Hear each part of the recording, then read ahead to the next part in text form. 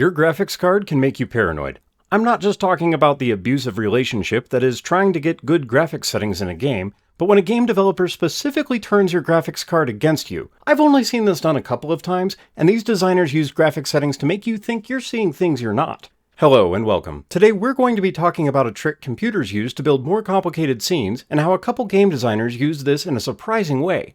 Everything rendered in 3D is based on triangles, and that's the core of this trick. Counter-Strike's DE Mirage? Triangles. Zenyatta in Overwatch? Triangles. Spheres? Triangles. There are quads, which are four-sided, but even a quad is just two triangles mashed together. More stuff on the screen means more triangles, so how the heck does Red Dead model equine organs in such fine detail without turning your computer into a furnace? For a game to be more efficient, it has to be done in a way where you can't tell the computer is doing less work. Rendering engines do this by swapping out a high-detail model with a low-detail model, and it's all based on taking advantage of what you can see. This is level of detail, or LOD. On the left is a very detailed model of a car. This particular model has about 10 times more triangles than your typical game model. On the right, a block. Just a block. The car model here has 320,000 triangles, and the block has 12. As I zoom out, they start to look more and more alike. There's such a massive difference in triangle count between these two that we could render an entire city of blocks, and the computer would work just as hard as rendering this one car, and they're not different in any meaningful way at this distance. If we can't tell them apart, we can just swap them out. With the tiny little automatic distance check, you can swap out those complex models and textures for simpler ones as the player gets further away. When it's done right, it's almost impossible to spot, but that's the whole idea. As you run towards a model, the high-resolution version gets swapped in right before you're close enough to notice the difference. Rendering engines can do this automatically, and Dying Light 2 made a mistake that makes this really easy to spot. For some reason, they put the LOD distance check almost exactly as far away as NPCs in dialogue scenes. You can see the texturing on her cheeks change in particular. Dirt flecks keep appearing and disappearing. I can't unsee it, and now you can't unsee it. You're welcome. Here's another spot where you can see the grass get swapped out for a higher resolution version of the same model and texture. In the engine, this is pretty simple to do.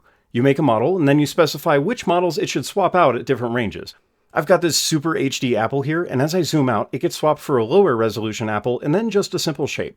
Here's a meter running that shows the performance, and you can see it gets better and better as I zoom out. These models need to be manually specified and manually created, and I found a couple games that really make the most of this system.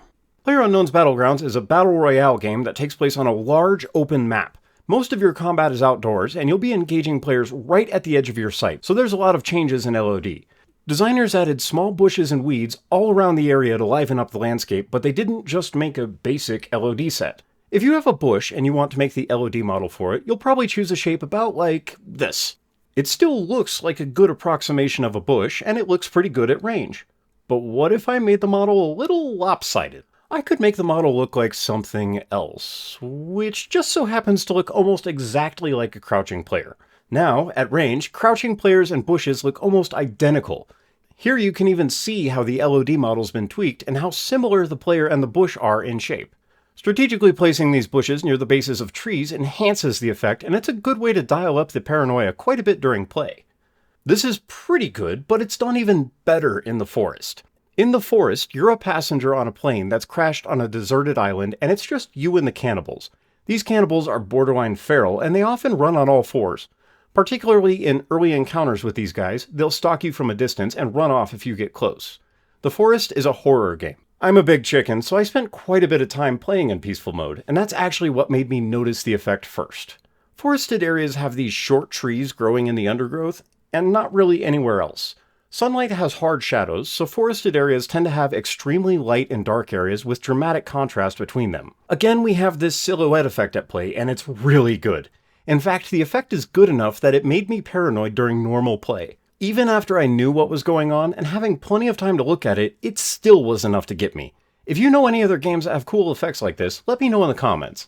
Level of detail is normally an optimization, so higher resolution models can be swapped out with lower resolution models, and that helps make insanely large maps and fine details possible in games. PUBG and The Forest have both taken these systems to the next level by not just using them to improve performance, but also using them to enhance play. There could be an enemy behind every bush in PUBG, and it's way harder to tell when every bush also looks like an enemy. In The Forest, you're never quite sure if you're being watched by a cannibal. It might just be the game playing tricks on you, or you could be being stalked. Both of these games have taken a unique approach to their graphics to add a special touch to their play. Coming up in the future, I have a bigger project that I've been working on. I'll be modernizing a classic arcade game and sharing my adventure along the way. I should have it done soon, and I'm really looking forward to sharing it with you. Thank you for watching, and if you've enjoyed this video, please be sure to subscribe, like, and comment below on what types of videos you'd like to see next. You can help make new videos by subscribing on Patreon. Subscriptions are only $1 a month, and it helps me afford all the pieces I need to share. Thank you, and I hope you have a great day.